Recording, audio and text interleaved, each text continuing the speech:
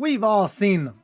The NFL uses win probability models to assess which situations affect a game's outcome most directly, and puts it in an easy-to-read graph. It's a mathematical representation during the game that allows us fans at home to say, well, this is over. Too bad for these next teams, the game was certainly not over. In fact, the graph swung so hard it caused earthquake-level damage. The biggest late-game chokes in NFL history, according to math, is coming up right after this.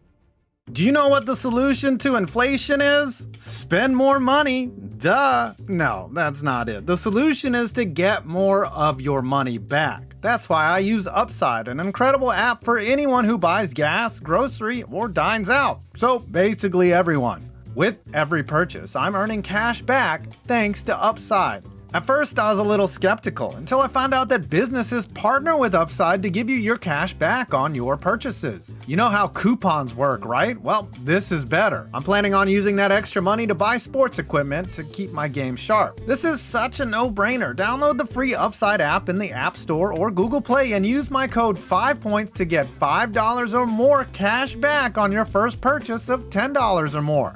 Then claim an offer for whatever you're buying on Upside. Check in at the business, pay as usual, and get paid. It's that simple. You can cash out anytime to your bank account, PayPal, even an e-gift card if you want. Again, download the free Upside app from the link below and use my promo code 5points and get $5 on your first purchase of $10 or more. Real quick, the games are since 2016 because that's when they started tracking win probability. I'm sure there are some games a lot worse than those before that, but we just don't have the data. Let's get into it. February 6, 2017, New England defeats Atlanta. Do I really need to do this one? And right off the bat? I'll spare you all the context from this game. Suffice to say it was the biggest game in Falcons history, and they had come out of the gate looking like they were ready to cruise to victory. A Tevin Coleman touchdown in the early third quarter gave the Falcons that famous lead. I don't even have to say it. The Falcons' highest win probability actually came with 9 minutes left in the fourth quarter, while they were up 28-12. 99.6%.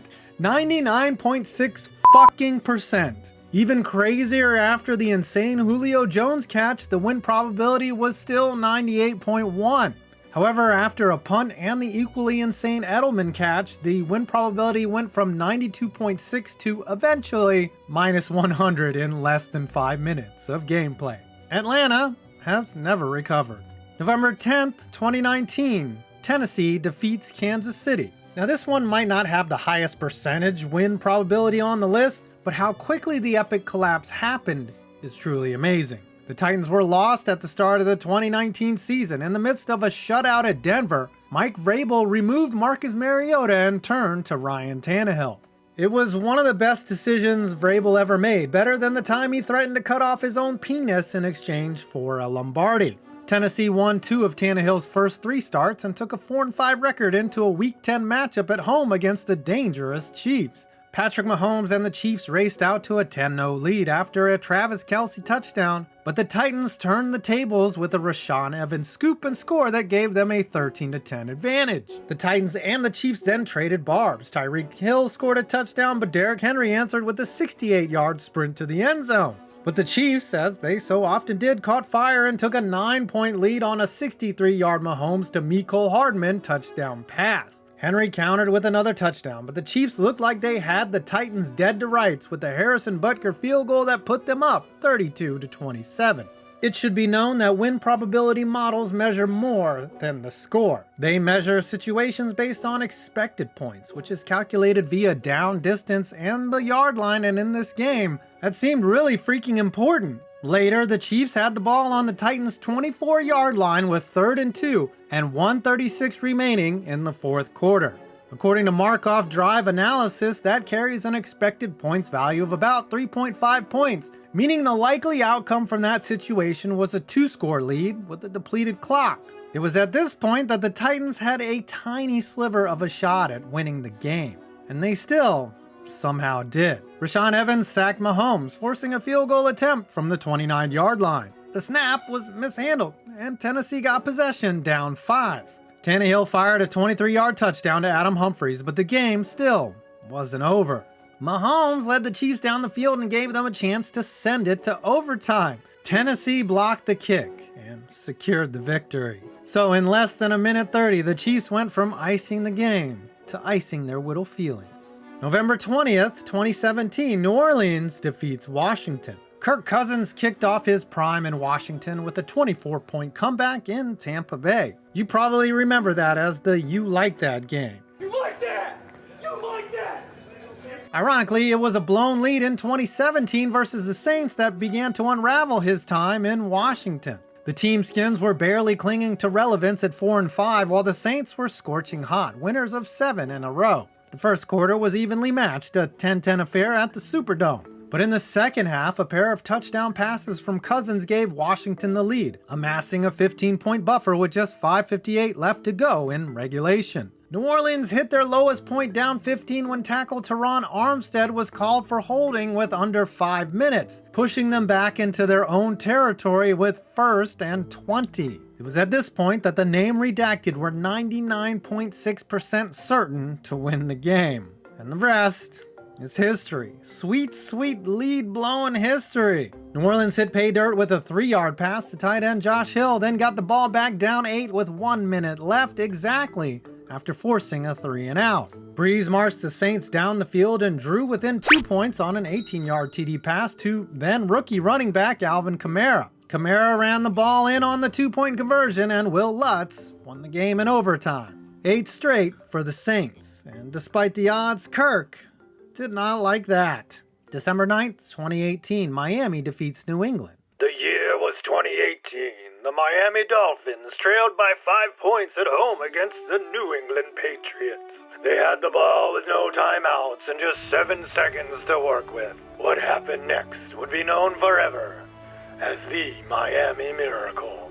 But let's take a step back and look at this game in its totality. The Dolphins entered the game with an even record of 6-6, while the mighty Patriots took a 9-3 record down to South Beach, a place where they had and have historically struggled in the humid weather. But they didn't struggle early. The Pats drew first blood with a James Devlin touchdown, but never could quite pull away from the Fins. It looked like the Patriots might have pulled away with a 23-yard touchdown pass from Tom Brady to Rob Gronkowski, but Dolphins quarterback Ryan Tannehill said not so fast and regained the lead with a scoring strike of his own in the third quarter. Yes, Ryan Tannehill is involved in 2 games on this list, on the winning side no less. The final quarter was a little less frantic, and the Patriots took back the lead with a Stephen Gostkowski field goal, then widened the gap to 5 points with another kick that went through the uprights with just 16 seconds to go. After an unsuccessful kickoff return wasted 9 seconds, the Fins had the ball at their own 31 with 7 seconds to go. Head coach Adam Gase, holy shit, Adam Gase had one play call for the situation. Just do something. It was at this point that the win probability for the Patriots was 99.9%. But I think you all know what happens next. Tannehill fired a pass to Kenny Stills, who shuffled the ball to Devontae Parker. Parker then threw the ball to a sprinting Kenyon Drake, who broke a tackle and found a lane down the right side of the field. Only one man stood in between Drake and the end zone. Rob Gronkowski. Okay, I'll stop the voice. Gronk showed off the lateral ability of a covered wagon, and Drake made him miss on the way to a miraculous touchdown. It was beautiful. In 16 seconds, the win probability went from 99.9 to -100. Wow. And finally, January 9th, 2022, San Francisco defeats Los Angeles Rams. In the 2022 season, the Rams were red hot coming out of the gate, but eventually began to falter in the second half of the season. The San Francisco 49ers were following an opposite trajectory. They had begun the season 2-5, but had scratched and clawed their way to 9-7 with a chance for a playoff berth in Week 18. Standing in their way was their division rival, Los Angeles Rams. San Francisco initially looked lost. The Rams took a commanding 17-0 lead with a field goal and 2 Tyler Higbee touchdowns. Believe it or not, this was not the lowest point for the 49ers in terms of win probability. The Niners clawed back into the game thanks to a Deebo Samuel touchdown run and a Jimmy G touchdown throw, knotting up the game at 17 apiece. Well, the scriptwriters were good on this one. Stafford found Cooper Kupp for a go-ahead touchdown with 2.5 minutes to go in the fourth quarter, but again, That's not when the 49ers' chances plummeted. The Niners had a chance to march down the field and tie the game, but after a Von Miller sack forced 4th and 16, the 49ers decided to punt with 1:57 left in the game. It was at that point that the Niners had just a 0.01% chance to pull this off. Kyle Shanahan decided to prove that he was better down in the fourth quarter than with a lead, and after the Niners stuffed 3 straight runs and called 3 timeouts, the Rams punted the ball back to the 49ers after only evaporating 33 seconds off the clock. And Jimmy Jesus didn't need all that time.